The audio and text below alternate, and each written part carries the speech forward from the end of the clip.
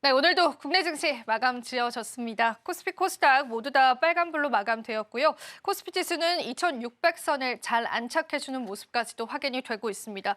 수급적으로 체크를 해보자면 외국인 쪽에서 그래도 매도 물량을 줄였다라는 부분에서 우리 시장의 탄력세를 오후장까지 이어가지 않았을까 싶고요. 거기에다가 선물 계약은 4,700계약 넘게 나왔습니다. 자, 이 부분 때문에 시장을 바라보는 방향성 자체는 좀 긍정적으로 해석해 볼 수 있겠습니다.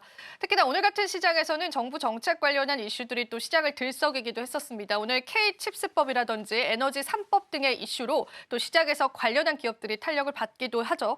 자, 우리가 조금 더 넓은 관점에서 지켜본다면은 정부 측에서 또 앞으로 미래가 유망한 산업군에 관한 지원 혹은 그 환경을 조금 더 좋게 만들려고 하는 움직임들이 포착되고 있습니다. 이 부분도 시장 참여자들의 다양한 긍정적인 영향력들을 미쳤다라고 보시면 되겠습니다. 오늘 시가총액 상위 종목군들 좀 엇갈린 양상들 보여주고 있는데요. 대표님과 함께 마감 시황 이야기 들어보면서요. 우리가 내일 시장의 전략들 같이 찾아보면 좋겠습니다. 대표님, 마감 시황 브리핑 좀 부탁드려보겠습니다. 네, 오늘 전반적인 어떤 시장, 특히나 뭐 외인의 어떤 매도세가 일단 옷장을 좀 중심으로 해서 좀 낙폭을 매도세를 좀 축소했다는 점은 좀 긍정적이다라고 볼 수 있겠고, 증시의 딱금이 50조 원 초반대에 형성됐다가 최근에 2조 원대 좀 증가가 좀 됐었죠. 정확하게는 50조 원대 중후반까지 관련된 기조가 현재 확인되지 못했던 점은 좀 아쉽긴 하지만 전반적인 어떤 증시의 어떤 매수대기 자금보다는 실질적인 어떤 거래 유입 대금들이 증가되고 있는 부분들은 저가 매수세에 힘입어서 일부 섹터들에 대한 수급이 좀 쏠림 현상들을 좀 이어가고 있지만 수급적인 완화 기조에서는 좀 긍정적이다라고 좀 판단되고 있습니다.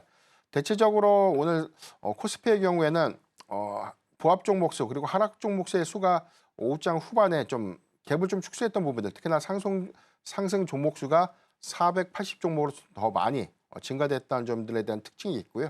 코스닥도 마찬가지로 아까 뭐 오후장 중반까지만 하더라도 보합과 하락 종목의 수가 상대적으로 좀 더 많았던 그런 차이가 현재는 뭐 상승 종목의 수가 조금 더 소폭 더 우위를 좀 점했던 점은 내일의 시장 기대 요인들도 조금 더 이어지지 않을까라고 좀 판단되고 있습니다. 미국의 시간의 선물 지수도 현재 0.2%대 그리고 0.3%대 상승 추세를 좀 보여주고 있기 때문에 오늘 뭐 쉬어갔던 미국 증시의 경우에는 오늘 우리 밤에 미국 증시에 관련된 시초 상승세가 어느 정도 예상될 수 있는 그런 기대 요인들이 긍정적이다라고 보시겠고 세계 주요 지수에 대한 추이들을 좀 봤을 때 코스피와 코스닥 모두 1개월 전 대비해서 4%대 6%, 그다음에 코스닥은 6%대 12% 정도의 상승 여력들을 좀 보여주고 있는 그런 부분들은 대체적으로 일본 지수가 1개월 대비 한 2%, 3개월 대비 2% 상승한 것에 비해서 상대적으로 좀 1월과 2월 현재 넘어오는 구간의 수급은 비교적 강한 모습을 좀 보여주고 있다는 점은 굉장히 좀 긍정적으로 좀 평가할 수 있겠다. 관건은 외인 수급에 대한 정책 그리고 방향성들을 좀 더 명확히 해주는가 이 여부가 좀 중요할 것 같은데요. 수급의 어떤 관망 심리 부분들은 관세 정책에 관련된 불확실성 요인들이 일부 좀 남아 있다는 점, 특히 내일 발표를 앞두고 있는 미국의 1월 FOMC 의사록 관련된 어떤 이슈가 좀 더 시장의 어떤 관망세로 좀 이어질 수 있는 부분들이 있겠지만 상당히 저는 좀 선반영됐다라고 볼 수 있겠습니다. 매파적 기조는 이미 좀 확인이 됐었고 3월의 금리 동결의 가능성들은 98%까지 좀 높아진 그런 점. 다만 우리가 확인될 수 있었던 부분들은 지난주 발표된 미국의 소매 판매 지표가 좀 둔화됐던 그런 흐름들은 오히려 우리가 5월 달에 매파적인 어떤 금리나 기조보다는 인플레이션 지표가 좀 더 완화되는 어떤 시그널들을 포함해 준 상태에서 소매가 둔화되는 그런 모습들을 보여준다면 정책은 다소 완화될 수 있는 어떤 기조를 보일 것인가 이 여부도 중요한 체크포인트가 좀 되지 않을까라고 판단해 보겠습니다. 네. 외국인의 수급 여부도 살펴보셔야 될 것 같고요. FMC 회의로 결과 발표 이후의 시장의 흐름들도 살펴보셔야 될 것 같습니다. 자, 그렇다면은 저희가 우리 시장에 지금 2,600선을 잘 안착을 해주면서 많은 희망론들이 있습니다. 네. 2,700선 다시 볼 수 있을까? 이런 또 희망이 시장에 있기는 한데요. 아, 더 갈 수 있을까, 여기서? 아니면 쉬어갈까? 그런 관점에서 봤을 때는 대표님은 어떻게 보실까요? 중요한 포인트. 지금 종가 기준에서 지금 수급이 좀 달라졌는데 코스피가 외인의 매수 우위로 좀 마감을 좀 했죠. 지금 165억 정도, 185억 정도 매수한 걸로 좀 확인이 좀 되고 있는데 이 부분은 명확하게는 외인의 수급 방향성들에 대한 확인이 좀 필요하다는 점. 관세에 관련된 노이즈들은 아직까지 좀 남아는 있지만 상당수 트럼프 대통령의 협상용 카드라는 점을 감안했을 때 시장의 충격도가 그렇게 이전보다는 좀 더 강하지 않는 그런 점들 좀 감안을 해봐야 될 것 같고요. 국내 역시 뭐 정치 리스크가 현재는 뭐 계속해서 좀 지속되고 있는 한국이지만 향후에 미국과 관세에 관련된 협정을 다시 한번 좀 재협정 형태에서 충분히 뭐 일기 때와 좀 유사한 주요 품목들을 좀 무관세 처리를 한다거나 한국의 어떤 수출의 어떤 영향관도 관점에서는 그렇게 좀 우려할 수 있는 요인들보다 좀 개선될 수 있는 요인을 좀 더 확인을 좀 해봐야 되지 않을까. 그러니까 이런 관점에서 보면 단기적 불확실성에 의한 외인의 수급 방향성들은 명확하지는 않지만 점진적으로 관세 리스크라든가 이런 부분들, 국내 정치 리스크에 관련된 상황들이 좀 완화가 좀 되는 그런 부분들이 있다면 외인의 수급의 유입과 맞물리면서 저는 뭐 지수의 상방 압력들은 좀 더 높아지지 않을까. 그래서 저는 뭐 2,700선까지는 뭐 외인의 어떤 수급 방향성들이 가장 중요한 체크 포인트가 좀 되지 않을까라고 보고 있습니다.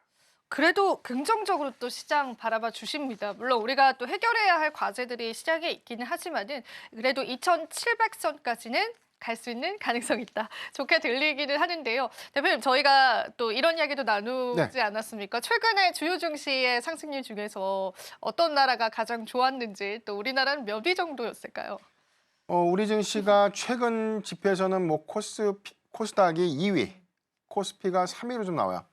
근데 1위 국가가 러시아입니다. 아, 그러요. 러시아는 종전 기대감들이 완화가 좀 되면서 종전 가능성들이 좀 더 커지다 보니까 러시아도 경제가 정상화될 수 있다는 기대감들이 좀 반영되고 있는 모습인데 저는 좀 아이러니한 게 작년에 그렇다면 우리 증시는 왜 많이 이렇게 빠졌었고 그리고 회복이 됐어도 왜 러시아만큼 회복하지 못했나라는 일면의 좀 아쉬움들은 좀 있지만 대체적으로 좀 수급 기조를 봤을 때는 거래 대금의 유입 속도가 좀 더 빠르기 때문에 저는 선별적으로 좀 노이즈가 있는 뭐 관세에 관련된 리스크, 그다음에 뭐 미국의 정책 노이즈, IRA 칩스법 관련된 것들이 어떻게든 좀 결정이 좀 된다면 오히려 그런 수급 부담들을 덜어낸 상태에서 충분히 반등할 수 있는 계기는 좀 있기 때문에 전 주도주 관점에서 반도체 섹터라든가 2차 전지의 경우에는 중장기 관점에 대한 어떤 매수 매력도는 계속해서 저는 뭐 주목 좀 해봐야 되지 않을까라고 좀 말씀드렸습니다. 네, 제가 이것도 한번 여쭤보고 싶었던 게 오늘 코스피가 이제 시가총액 상위 종목군들 보면요.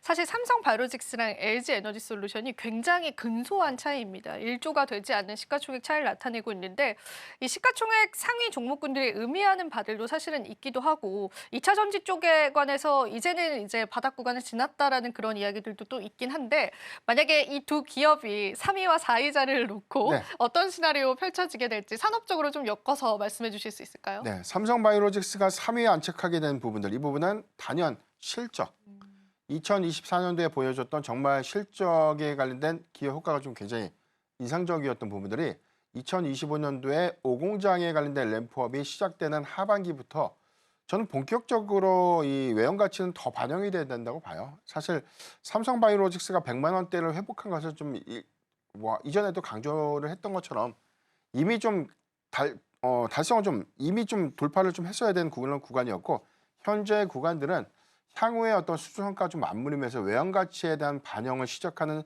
단계다라는 관점에서는 뭐 인상적이다라고 볼 수 있겠고 지금 2차 전지 쪽을 좀 보는 이 뷰는 사실 저는 2차 전지에 관련돼서 굉장히 긍정적으로 항상 좀 말씀을 좀 드리고 있는데 일단 중요한 체크 포인트가 한 두 가지 정도는 좀 확인이 좀 필요하지 않을까. 그러니까 지금은 매수하기에는 좋은 구간은 맞지만 노이즈가 아직 명확하게 해소되지 않은 시점에서 굳이 지금 매수를 해서 힘들게 좀 보유를 할 이유는 없다라는 관점에서 말씀을 드리는 거고요.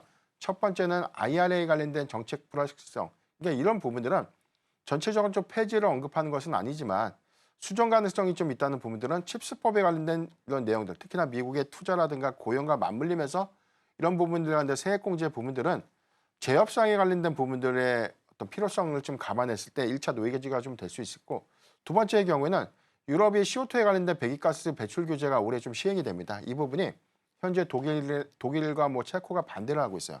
그러니까 페널티에 관련된 이 부과가 너무 과도하다라는 어떤 이슈 때문에 이 부분이 3월에 EU 정상회의에서 해당된 의제로 좀 논의가 좀 됩니다. 그렇다면 과연 올해가 시행이 되는 것인지 아니면 시행을 전제로 해서 페널티를 좀 면제하는 흐름으로 타입을 할 것인지 이 부분이 관건이기 때문에 두 가지 체크 포인트를 좀 감안했을 때 저는 3월 정도까지는 조금 더 노이즈의 연속성들을 좀 확인해 봐야 되지 않을까라고 말씀드렸습니다.